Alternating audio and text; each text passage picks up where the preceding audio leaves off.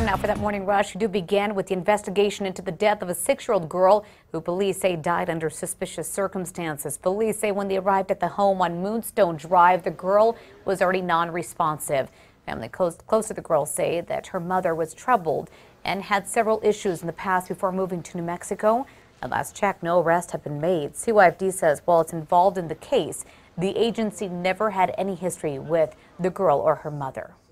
4 of the 5 suspects charged in the Amalia compound case are set to be released from jail this morning. This comes after a ruling from a northern New Mexico judge saying prosecutors did not prove that they are a danger to the community. The only one who will remain locked up is Siraj Wahaj, the father of the 3-year-old missing boy. Now, an FBI investigator confirmed that the boy was found dead on the filthy compound. As of this morning, medical examiners have not confirmed that the remains belong to Abdul.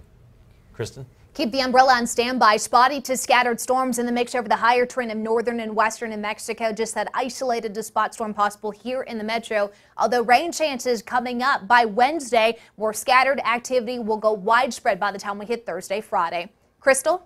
On to some breaking news right now. Live look in Italy. The site of a deadly bridge collapse is happening within the last few hours. We've learned it's part of the Morandi Bridge near Genoa. A reported 10 vehicles still trapped underneath this bridge when it collapsed. We do know at least 11 people confirmed dead. That does include a child. We'll stay on top of the story, bring the very latest right here on KRQE News 13.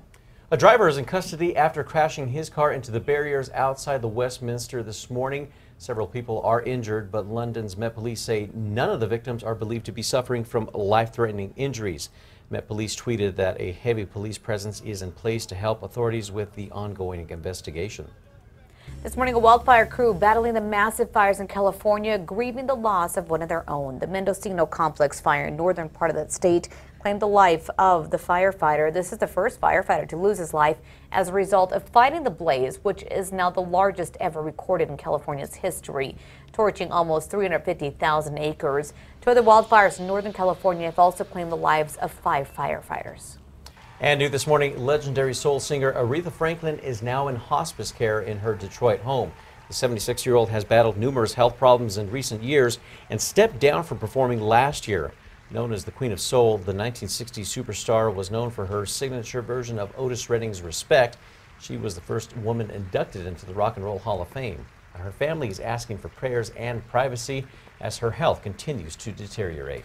APD is still looking into what they're calling a suspicious death that happened yesterday. Police say they're responding to a call on the west side when they found a man dead at the Villa Hermosa apartments near Coors New Ray. The cause of death remains unknown at this time. Officials have obtained a search warrant, though, to look through that apartment for any more clues. The victim's identity yet to be released. One of Albuquerque's most iconic streets could look a little different this morning, or soon actually. This as city leaders are continuing to discuss a plan to overhaul the road. Now the city is looking to spend $750,000 to plan and design an overhaul of Rio Grande Boulevard from I-40 to Central. A rendering shows a landscaped corridor with improved sidewalks, a roundabout, and even a diamond interchange. Now the Land Use Planning and Zoning Committee is set to discuss the proposal on Wednesday night. Kristen? Today's Metro Threat Index at 3, looking at the potential for some spot thunderstorms coming in this afternoon and this evening. Gusty winds kicked out from nearby storms, as well as hot temperatures with highs back into those mid-90s. Crystal? Listen to this story. Josh Coleman fell 100 feet off a mountain while hiking on the Crestone Peak in Colorado last week. His story going viral today. He says he lost his footing and landed on the edge of the mountain. Luckily, his friends were able to reach emergency crews via cell phone, but severe weather almost caused them to call off that rescue. They did make it to Coleman. He has spent the last year recovering from his injuries. He is now walking and even hiking once again. Well, a man from Raton is expected to make a full recovery after he was attacked by a bear while exercising with his dogs. But while the bear had its jaw clamped around the man's leg, the man says he was able to kill it. Bridger Petrinius says he was with his dogs when the bear charged him, and that's when rescue crews arrived on the scene. They could not move the bear and had to remove the bear's head from its body. That left it attached to Petrini's leg. Now, it was later removed while en route to UNM Hospital. Kristen? Time now for a check on your Tuesday morning commute. As far as the map goes, we are looking clean and green across the city right now. We also have our news tracker out headed south on course. Just a few people out and about this morning. Of course, we'll keep eyes on the traffic conditions for you throughout the morning. Well, happening today, students from more than 40 New Mexico schools are expected to benefit from Sandia Labs' annual K-12 computer donation event. More than 1,000 computers and tech-related accessories will be distributed today. Officials say this donation event is a great way for teachers and students to use equipment they likely wouldn't have access to because of money restraints. Now, last year, more than 2,000 tech items were donated. Time now is 6:52. Final check on that day planner shows mid-80s coming in by lunch. 94 as a forecast high with a few spot storms in the mix today. Better coverage up in the northern and western mountains. As far as what's going on with the allergy report, everything down to low, but air quality certainly reduced up near southern Colorado. Got a lot of the smoke and the hazy skies around, but here in the metro and areas to the south looks pretty good. As far as the overall setup, we've got scattered showers and storms for the mountains. Cold front starts to move in tomorrow. This is going to help juice up our atmosphere.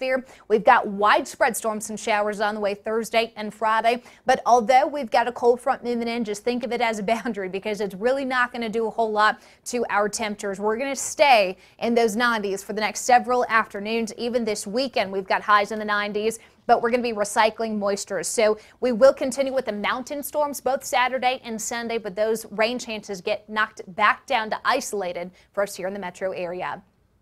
All right, time now for the 5 facts. We start with number 5 here. The head coach for USL New Mexico said to be announced later on today, according to the Journal. The team is welcoming Troy Lesesny as their new head coach. He will be formally introduced today at a team press conference at Isotopes Park Club Lounge.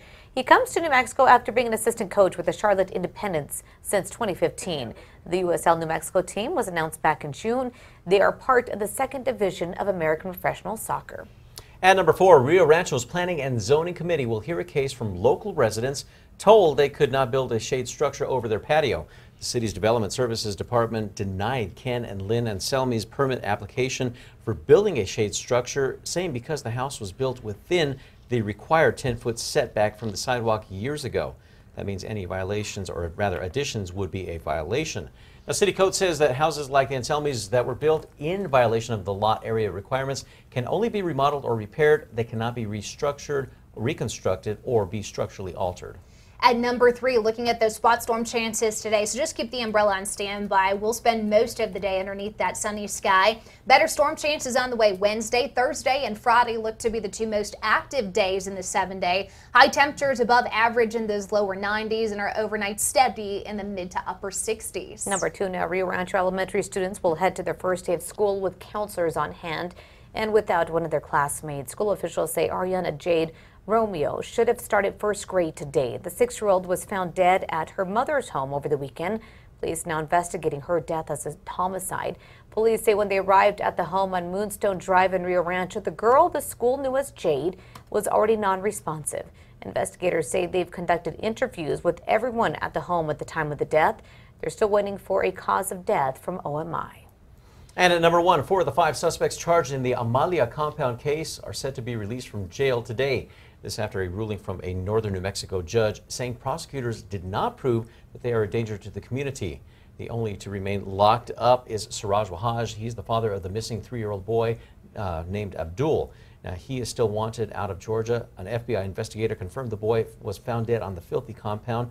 But as of this morning, medical examiners still have not made that confirmation that those remains belong to Abdul.